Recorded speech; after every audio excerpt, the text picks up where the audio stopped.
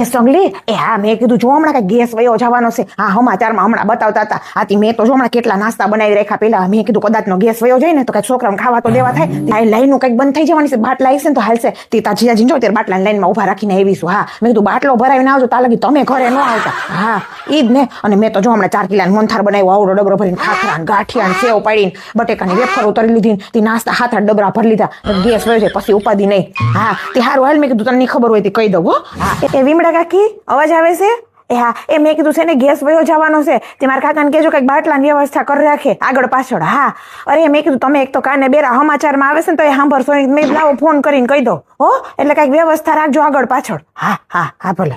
એ કાનિયા એ આઈને તો એ છે ને રસ્તામાં ઇલેક્ટ્રિક વાળો છે ને સગડીને ભાવ પૂછતો આવજો ઇલેક્ટ્રિક. હા આ તાર પપ્પા કેસ ને ગેસ વયો જવાનો છે ને પછી તાર પપ્પાને ચા વગર હાલે નહીં. તાર પપ્પાએ કીધું આપણી સગડી લેવાની છે. અને હવે જો ગામમાં બધે મોંઘી મળવા માંડી છે એટલે ભાવ પૂછીને આવજે. હો હા હારું હાલ. ના તાર પપ્પાએ કીધું લેવાની જ છે. શિલ્પાબેન એ ગેસ વયો જવાનો છે સમાચારમાં બતાવે છે. આથી માર ભાઈને કાલ મેં લિફ્ટમાં મણેક બટેકા લઈને જતા જોયા હતા. તે વેફર પાડી નાખજો બાફી નાખજો ગેસ વયો જશે ને બાફશો પછી પડ્યા રે બટેકા. હા